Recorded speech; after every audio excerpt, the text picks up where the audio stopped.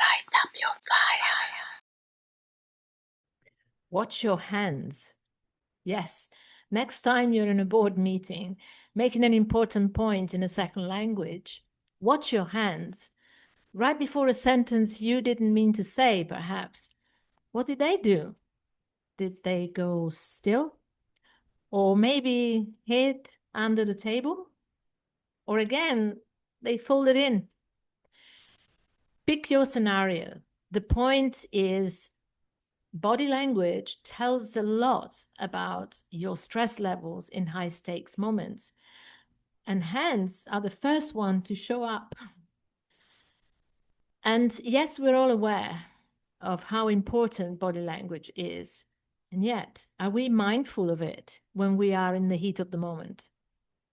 I leave you with one observation. Whose hands were those? Stay with what you noticed. I see you next time.